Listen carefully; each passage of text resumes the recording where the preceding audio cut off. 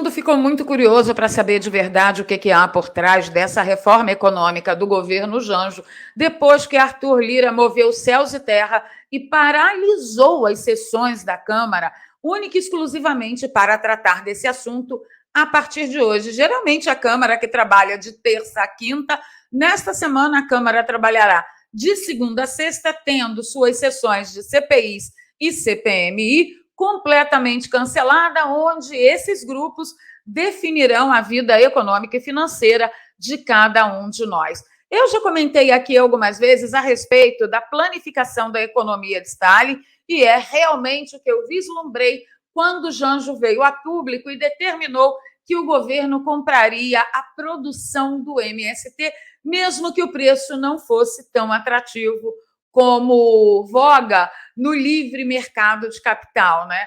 E teve o Carlos Dias, que compareceu a uma sessão pública, né, uma audiência pública, na Comissão de Constituição e Justiça, onde o Carlos Dias pontuou como ninguém a respeito desse plano, e ele repetiu, só que com outras palavras, que tudo caminha para a planificação da economia nos moldes Stalin e que resultou no Holodomor na Ucrânia. Então, eu quero revisitar esse assunto com vocês.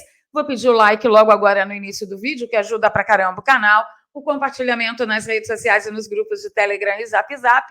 E se você é novo por aqui, se inscreva e ative o sininho. Eu tenho certeza que você vai gostar muito das nossas intervenções aqui durante o dia. Bom, vamos revisitar um assunto que nós já falamos na edição das 15 horas, mas eu queria mostrar para vocês a respeito da igualdade salarial da mulher. Hoje, toda a rede social do governo fez festa dizendo que Luiz Inácio sancionaria hoje o PL que obriga, né, a toda mulher brasileira a ter uma faixa salarial igual à do homem. Partindo do salário igual de todas as mulheres, inclusive de todas as regiões brasileiras, você tem que se perguntar onde ficará a igualdade quando, se esse arcabouço fiscal e essa reforma tributária passarem no texto original, o que vai acontecer com o Brasil é o que está na sua tela. Exemplo, região norte, a cesta básica receberá um aumento na tributação de 40,58%. No Nordeste, um aumento de 35,8%. No Sudeste, 55,5%. No Centro-Oeste, 69,3%. E no Sul, 93,5%. Como que esse governo tem a coragem de falar de igualdade em detrimento ao salário da mulher, ao ganho da mulher, se, dividido por região, cada região terá um reajuste diferente, um aumento diferente, uma tributação diferente em sua cesta básica? Será que o salário da mulher sulista terá o mesmo poder de compra que o salário da mulher nordestina? É óbvio que não. Então, a mulher sulista sairá perdendo e muito. E aí eu pergunto, onde está a igualdade salarial do governo? E é por essas e por outras que a gente tenta chamar a atenção de vocês aqui. Porque a coisa de que eu estou lutando pelos pobres é mera narrativa. E quem escalou isso muito bem foi o Carlos Dias, na audiência pública da Comissão de Constituição e Justiça, tá?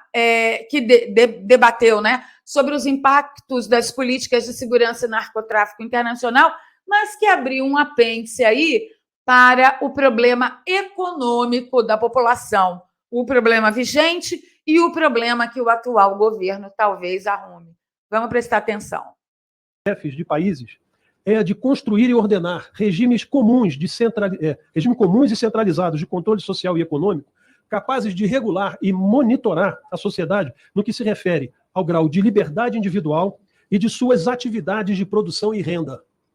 Para tal êxito, o governo central de cada país deve exercer, além de um forte controle na vida social, o que impacta na subjetividade das ações humanas, restringindo a liberdade de expressão e promovendo a censura, necessita controlar fortemente os eixos de autonomia de produção econômica.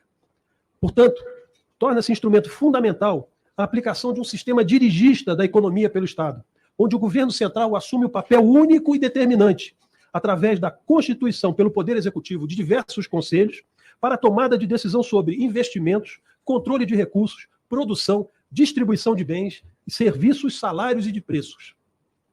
Essas temáticas e ações estão em curso no Brasil com baixa exposição real do sentido, através de medidas legislativas propostas pelo atual governo, como o arcabouço fiscal, que é um elemento disfuncional e estranho ao controle das contas públicas, onde os ajustes necessários dessas mesmas contas se darão por conta apenas da ampliação da arrecadação, de forma extraordinária, eventualmente, por situações positivas e inesperadas no campo da economia interna e ou externa, e, nesse caso, sem previsibilidade eficaz, ou de outra maneira, associada à costumeira medida de governos centrais de baixo controle de gastos, isto é, aumentando a carga tributária.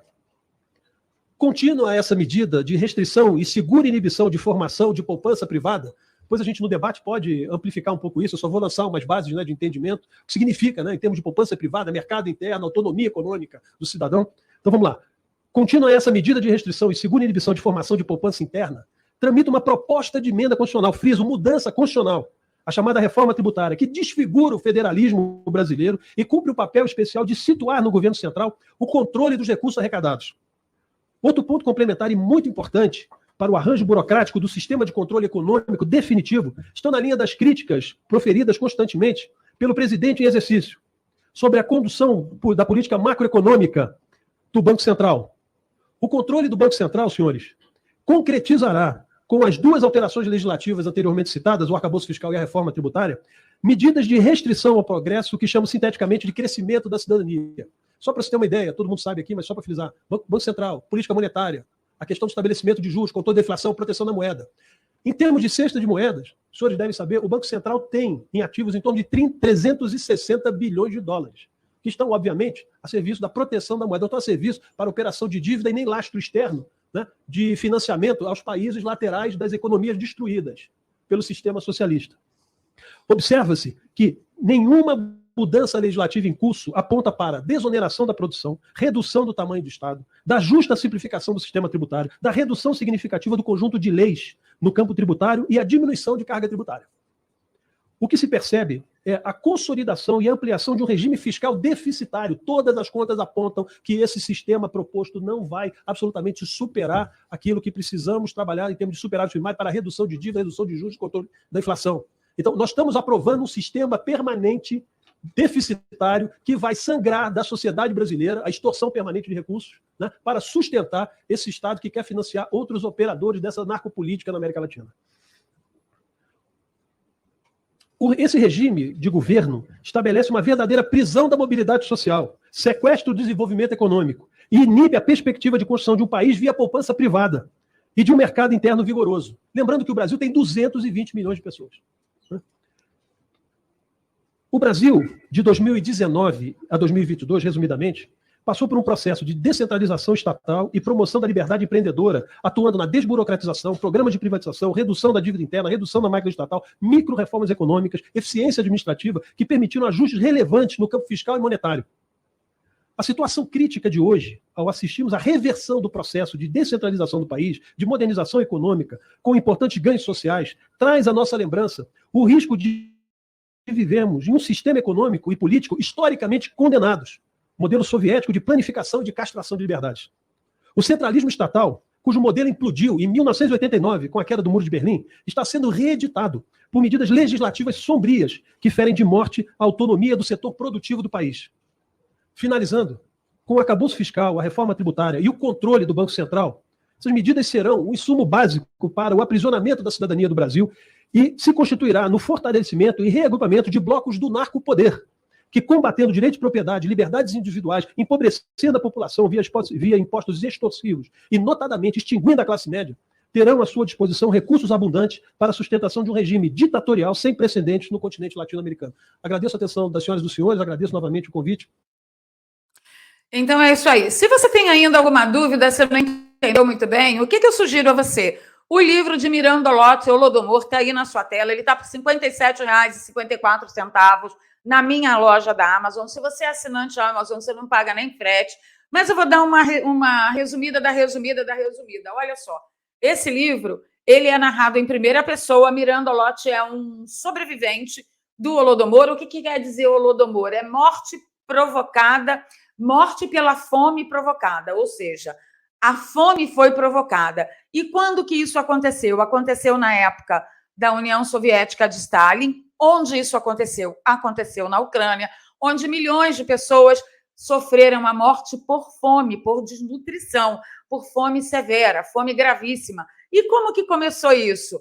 A política pública chavecando e colocando o pequeno agricultor, o agricultor familiar, contra os grandes fazendeiros. E aí o Stalin conseguiu convencer os pequenos agricultores que, se eles entregassem todas as suas propriedades para o Estado teria a força também de tomar as propriedades dos grandes fazendeiros, e aí o Estado, o papai Estado, dividiria tudo igual.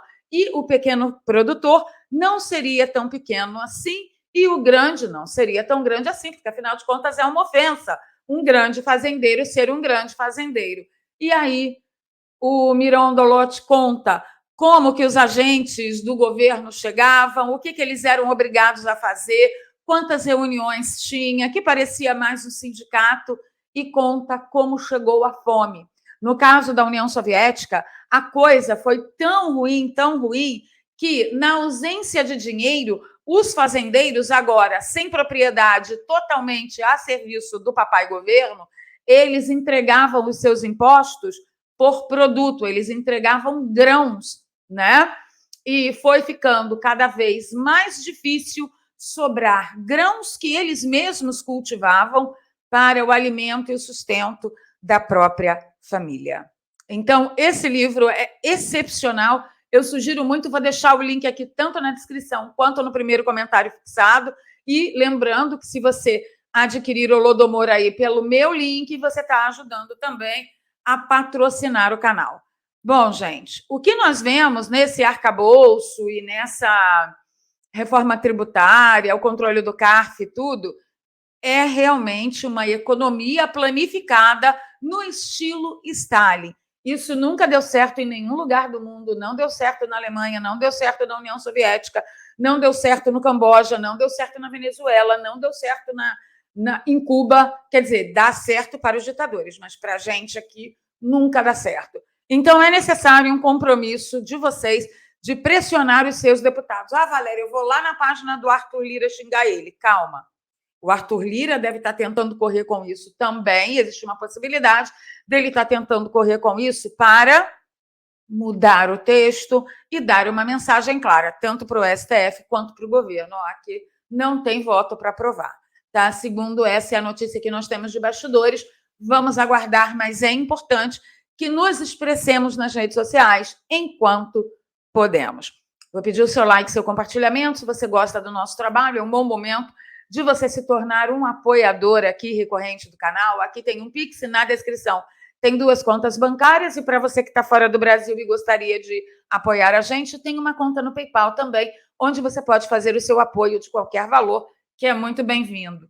$1, 2 libras, 5 euros, tudo muito bem-vindo, tá bom? Encontro com vocês já nos comentários e a gente se fala amanhã.